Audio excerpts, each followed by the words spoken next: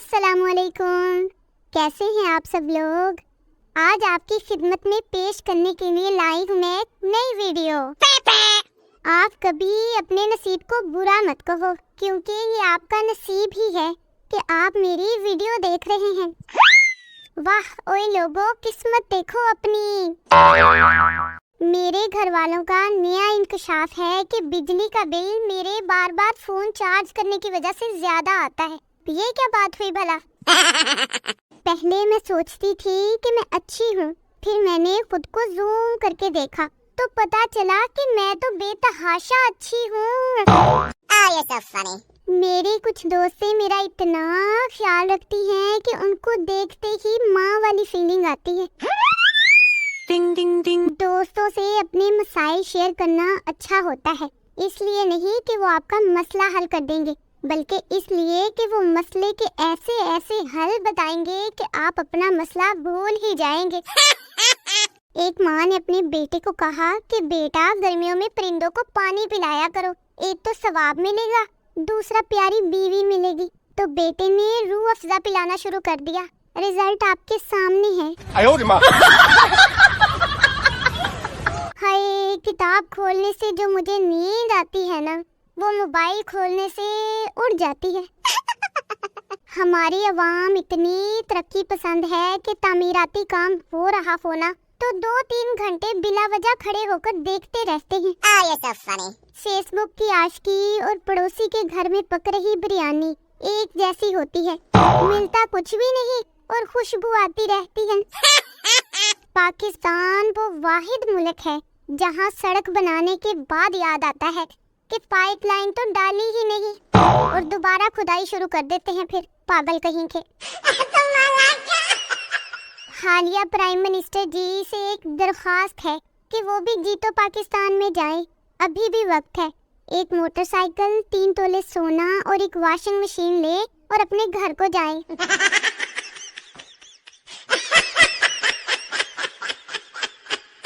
عاشقوں کی ایک قسم چوہدری شجاعت جیسی ہوتی ہے، آپ ان کے قریب بیٹھ کر موبائل میں بات کریں گے، مگر مجال ہے آپ کو مین کے علاوہ کچھ سمجھ آ جائے۔ آج کل کے بچے سلو انٹرنیٹ کے پیچھے روتے ہیں، اور وہ کیا جانے کہ ہم نے تو یہ دکھ بھی جھیلا ہوا ہے۔ بھائی سیدھی سی بات ہے، میچورٹی اپنی جگہ اور ہیلی کاپٹر کی آواز سن کر آسمان کی طرف دیکھنا اپنی جگہ۔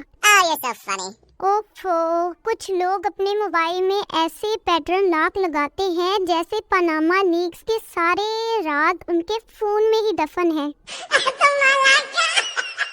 یہ جو فضول سی کہاوت مشہور ہے نا کہ لوگ کیا کہیں گے، اس بات کی اگر کوئی پرواہ نہیں کرتا تو وہ کوک اسٹوڈیو والے ہیں۔ اگر اس بار ہمیں حکومت مل گئی نا تو اگلا فیفا ورلڈ کپ پاکستان میں کریں گے۔ انڈیا والوں، جنگ کرنے سے پہلے سوچ لینا کہ 90% پاکستانی نوجوان ناکام عاشق ہے جو ہر لمحہ شہید ہونے کو تیار رہتے ہیں۔ عورت اپنے سسرال کا حال جیو نیوز بن کر سناتی ہے، اور میکے کا حال سناتے وقت پی ٹی وی بن جاتی ہے۔ خاموشی عورت کا زیور ہے، اور عورت یہ زیور اس وقت پہنتی ہے جب وہ سو رہی ہوتی ہے۔ خفیہ ذرائع سے معلوم ہوا ہے کہ ایک عورت نیا کپڑا پہننے کے بعد اتنے ہی نشے میں ہوتی ہے جتنا مرد چرس پینے کے بعد ہوتا ہے۔ پاکستان میں نا میاں بیوی ایک دوسرے کو ایسے مخاطب کرتے ہیں، میاں کہتا ہے نسرین کی امی، اور آگے سے بیوی بولتی ہے جی حمزہ کے ابو۔ بندہ پوچھے تسی آپس وچ کچھ نہیں لگدے کی؟ بیوی خاوند کی سالگرہ پر بہت پیار سے کہتی ہے کہ آپ کو کیا گفٹ دوں؟ شوہر نے کہا بہت پیار سے دیکھا کریں، عزت کیا کریں، بات تمیز سے کیا کریں، لڑا مت کریں، بس یہی کافی ہے میرے لیے۔ تو بیوی کہتی کہ نہیں، میں تو گفٹ ہی دوں گی۔